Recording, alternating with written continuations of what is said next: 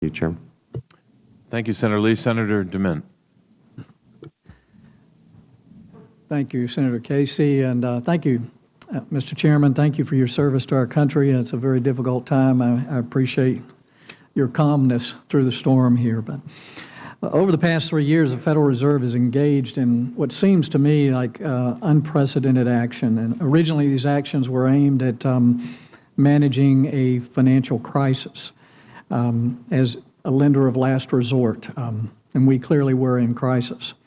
But the Fed has continued to expand its balance sheet, multiple rounds of quantitative easing, Operation Twist, an exponential increase in monetary supply relative to the growth of the economy. And you've, in effect, become a major player in the private sector economy, much beyond banking, but a major economic player.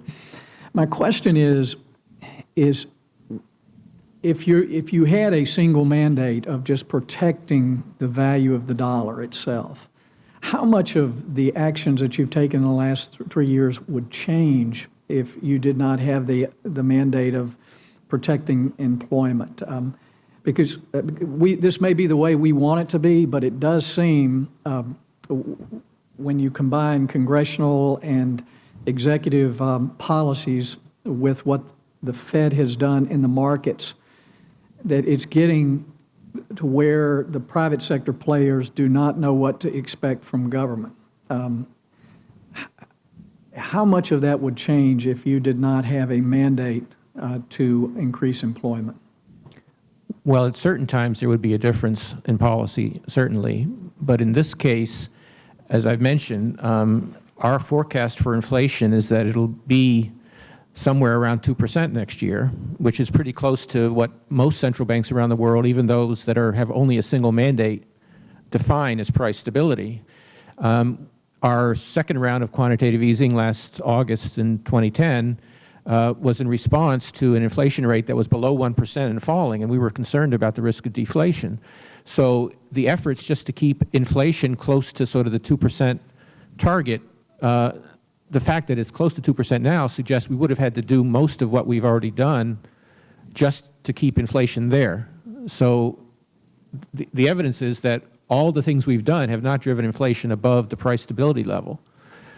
So are you concerned that we're setting the stage for that to happen, though? In effect, it does seem that the dollar is okay for now because the euro is in such bad shape.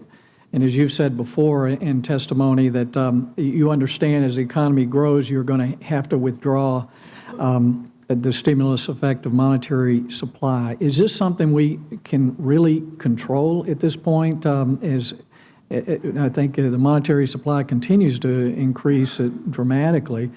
The Federal Reserve has bought through intermediaries a significant amount of our debt as you've expanded your balance sheet. Is this something we can come back and control?